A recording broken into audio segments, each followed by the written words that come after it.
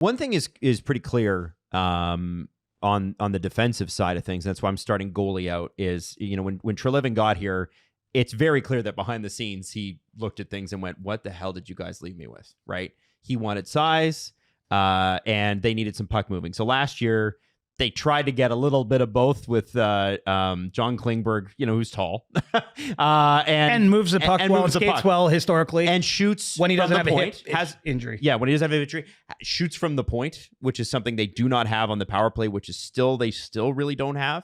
What do you think about what Tanev brings? And then we'll work our way down to OEL and some of the other guys here. Tanev's the big one. He's the big one because he's a right shot, which is what they specifically targeted. And he can soak up, I'd say 20 minutes. Like this is where it gets interesting. Like I've seen a lot of commentary, like he's going to play on the top pair with Riley. It's like, maybe, like he's 34.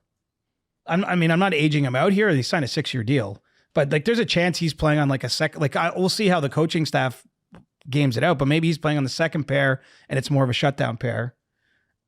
So there's still a hole on the right side to me. I mean, maybe it's Hakanpää. Like if Hakanpää's healthy, Steve's gonna lose it if it's Liljegren.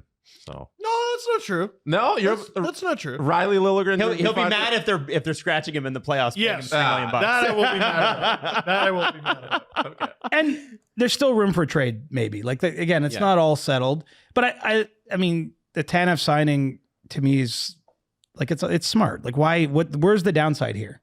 This guy's consistently, by every metric used to measure these things, the best or among the best defensive defensemen in the league.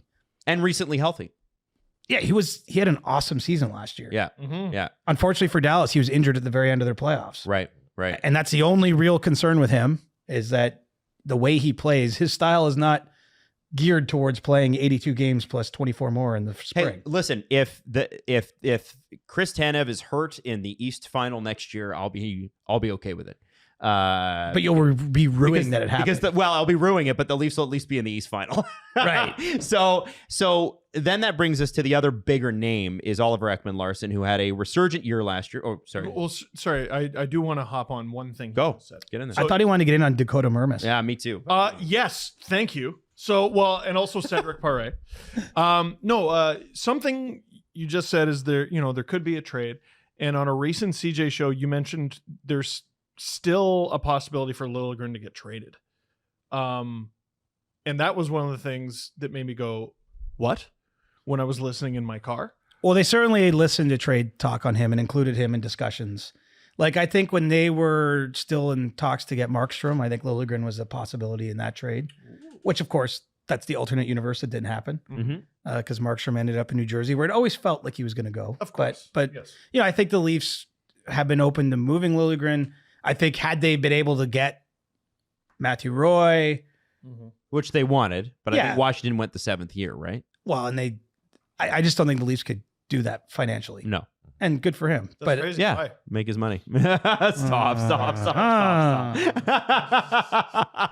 We're never far from the feeling getting a little. It's just a question. But I think what they were priced out, and then they signed because the Leafs were scared or whatever, mindful, maybe a better way to put it, of the arbitration case Liljegren would have had. So by signing him didn't guarantee he won't be traded. I don't believe. Okay. Probably more likely than not he's going to be on the team next year. But it's still, it was a 2-year deal, right? Yeah, and it doesn't feel like he's our guy forever. Certainly not. But I feel like a lineup with Riley on the top pair, OEL on the second pair. If Liljegren is playing on the third pair, where do you have McCabe on the third pair? That's the thing, right? Like I like Benoit McCabe. I feel like they should be the the third pair. But what I wanted from the Leafs. So Hakanpää is scratched in opening night in Adam's world. Same with Connor Timmins. Oh, Connor Timmins is to the moon. But space. You don't sign Hakanpää to scratch him. No, I don't think you do. Right? So then maybe you sign him to. He might not be healthy though. Yeah. Well, yeah. But you sign. So maybe he's not scratched. Maybe ideally he's trade IR. Yeah. They needed puck moving throughout the lineup. Is my point. So at least having if Liljegren isn't playing and it's Hakanpää that's in, At least you got two guys who are bona fide puck movers back there. And I think the other thing that they really need to do this year is they need to spread the talent out on the power play units, because loading up on power play one, as much as it's seen overall success year after year, right around March it dies because teams figure it out, they make no adjustments, and the second power play unit stinks, and so the Leafs can't play them. If we create some competition here and actually have players going, you know what, our unit's better than your unit, I feel like that might be a better solution for them long term, and they have the talent to do it. At least now, it can't be Jake McCabe running a power play, right? Well, I think OEL would be. That's my point. Yeah, he's their They guy. have that with him, and that's why I want. And honestly, even if it doesn't work with Riley at times on PP1, I think OEL could be that guy. Like Florida did that in the playoffs. Yeah. And why the did they? final. Why The did they final. want OEL so bad? I liked the signing, to be honest, but I think some people do, some people don't. Why do you think the Leafs like him? Because he's a great skater. He certainly improved. Like last year, changed his reputation he was a distressed asset, and he played. He was healthy all year. Played on a good team, great guy, and he was available. I mean, part of it is just availability too, right? Mhm. And they had to give him 4 years to get it done. But I like, again, I've seen some people be all up in arms with this contract. I'm a little less worried about that kind of term. Like, I think you can get rid of him if you have to. Meh. Yeah, 4 years, 3.5. Yeah, I don't like. But like 2 manageable. summers from now, like if it's not working out, I think there's a way to. Yeah. We've seen. I don't know. He's not making $8 million anymore. Everybody's always like a nervous spender. I think it's because the Leafs we- have made some bad contracts. I think the David Clarkson thing undid a generation. Yeah, but in the end, they traded him for nothing. Exactly. So like it didn't really hurt them. Like it was not a good decision sure. to sign him to that deal, but like it didn't hurt the team's ability to build a team. They had bigger problems than just David Clarkson at that point in time. Oh yeah. But I just think that it's sort of like at the time, like the discussion about Hyman, if he stayed with Toronto, I was like, you can't give that guy 7 years. I was like, you give him 7 years. He's an awesome guy. He's a core member of this team, and you deal with your 5, 6, and 7 if you have to.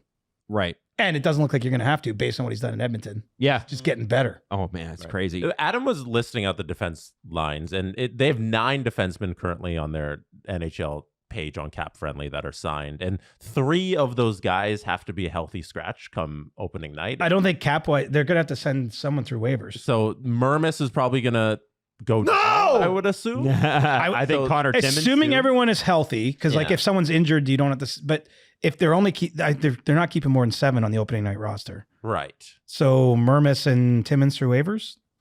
Mermis and then one is going to be your healthy scratch, right? Hey, It seems like they have too many guys right now, but What? that's a I think good it's problem. good to have too many. Yeah. why is Cap Friendly still online?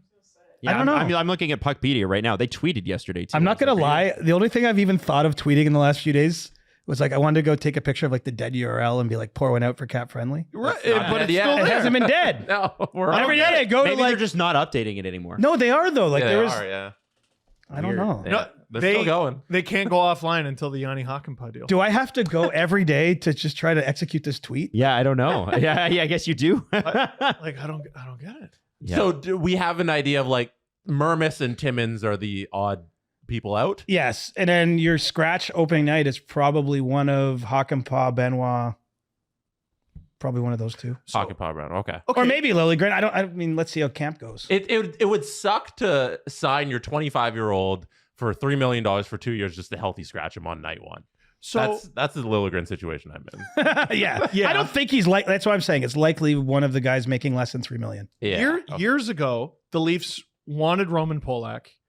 He was not good to go. And then they signed him to a deal after the season began. What are the odds they don't make the Hakanpää deal official until October? Ooh, I think they got to do it sooner than that. Yeah? I think there has to be some clarity here in the near future. Okay. Well, I would bloody hope so. I'm going to be in Amsterdam watching soccer, so I will not. No, beautiful. I won't be the one to tell you about it, but you can send me an email and I'll get back to you in August.